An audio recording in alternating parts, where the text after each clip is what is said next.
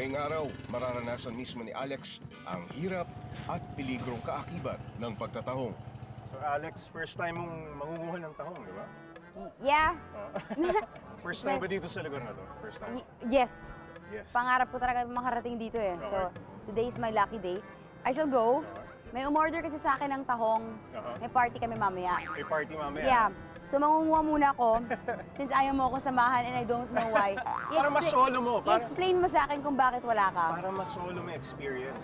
Alam mo naman to eh, di ba? Whatever. Binibigyan namin yung mga guests namin ng pagkakataon na mas-solo In experience. short, ang mga lalaki tamad. Bye-bye. Bye. Take care. Ingat ka ha. Yes, I will.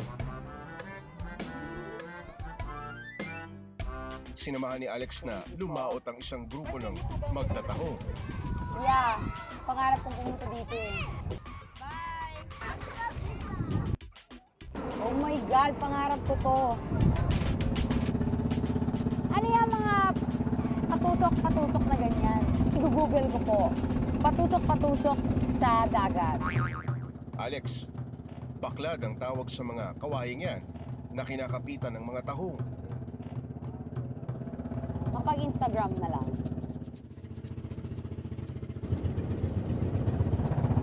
Teka lang, so baka mangitim ako eh. Masisira yung mga endorsements ko na whitening product. Charot. Tatawid tayong pa ganyan? Wow! Amazing! Okay, lilipat po tayo sa kabilang bangka dahil nandun po yung mga tahong at may meeting ako sa kanila. Late na nga ako eh. Excuse you. Thank you. May kanya-kanyang toka ang mga mangingisda sa pangunguna ni Mang Erning. Ang ilan sa kanila sumisisid sa ilalim ng dagat para siya ang manguha ng tahong. Umaabot ng hanggang 15 talampakan ang lalim ng sinisisid nila. Kaya para makahinga sa ilalim ng tubig, gumagamit sila ng hose na nakakabit sa kompresor. Sinisiguro naman ng ibang mangingisdang naiiwan sa bangka na maayos na umaandar ang kompresor. Meron siyang yan ang, compressor diver. Siya ang nagda-dive para makuha yung mga talong. Kaya hindi siya makapagsalita dahil busy siya. Sa mga kawayan na ito, dumidikit ang mga tahong at lumalaki.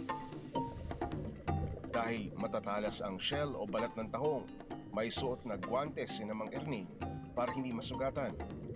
Ang mga nakuhang tahong, inilalagay nila sa basket na umaabot ng hanggang 30 kilong bigat kapag napuno. Bago na naman akong order. Alis na ako. Dala ko na lahat ng gamit ko. Maghiwalay na tayo. Pagod na ako. Masyado mo akong kinakawawa. Ang bigat, kuya. Pero kaya ko to. Kailangan kong patunayan sa sarili ko na kaya ko. Okay, hindi ko siya kaya. So isipin niyo na lang kung gaano karami yung binubuhat nila everyday.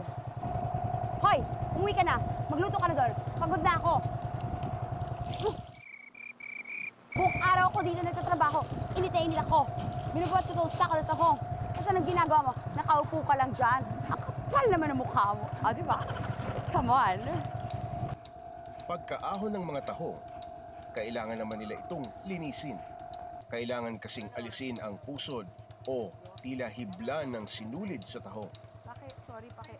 Pagkatapos, apak-apakan nila. Ang term nila doon ay niyuyurakan nila yung tahong para maghiwa-hiwalay sila.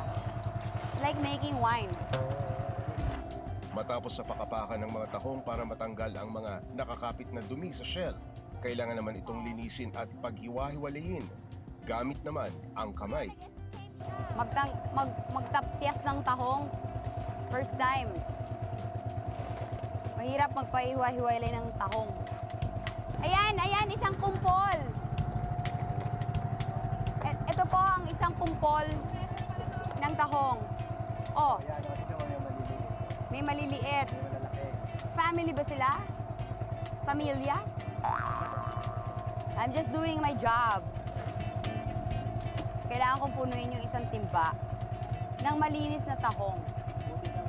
Buti ka naman ilang oras. Hindi totoo yan, kuya. Mabilis ako, no? So, kuya, gaano po katagal na nagtatahong? Pero pala ito pero meron tinuturo sa pagkulang ng Sa gitna ng paglilinis ni Alex ng tahong, may mga sumabit pang ibang lamang dagat sa guwantes ni Alex. Ay! Ay! Ay, crab! Ayun, oh. Ay! Marami dito sa guantes ko, kuya. Nangagat ba yan? Ayan, oh. Hindi? Ayan na, may maliliit na crabs, tapos may shrimp. Huwag naman papasok sa tenga, hindi naman siya invited. Pag gano'n, ha? Wag, wag, wag, wag. Wag, kuya. Hoy, bili na! Suki! Bili mo ng tahong ko! Kailangan ding basain ang mga tahong para mapanatiling sariwa ang mga ito. Sa 200 galon na karaniwan nilang huli, kumikita ang grupo ni Mang Erning ng 3,200 piso na siyang paghahati-hatian nila. Meron silang party, meron silang wedding, may order sila. So kailangan namin matapos to ng 4 p.m.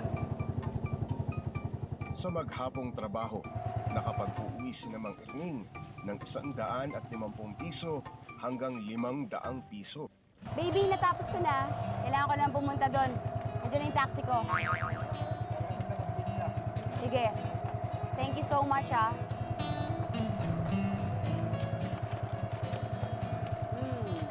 Amoy dagat. Bye-bye!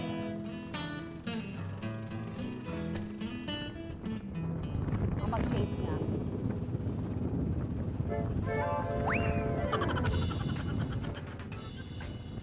Pagkalipas ng mahigit 1 oras, sinalubong ko si Alex sa Pampang. Hinihintay na lang natin si Alex na ito mukhang paparating na. Kakamustahin ko lang. Almost 1 hour sila sa laot eh. Alex! Yes! Kala ko. I'm Ano? here. Fresh from the laot. Candidate number 1. Parang luray-luray na tayo. Oo nga, nasan ba yung, naiwan ko yata yung laot, yung Yung tahong. kinuha mo? Yes. Okay. Naiwan ko. Okay. I'm back. Kamusta yung experience? Okay naman? Masaya. Nakarami ba tayo? Ako nakarami. Si Kuya, hindi masyado. Hindi masyado. Nag-break na nga kami.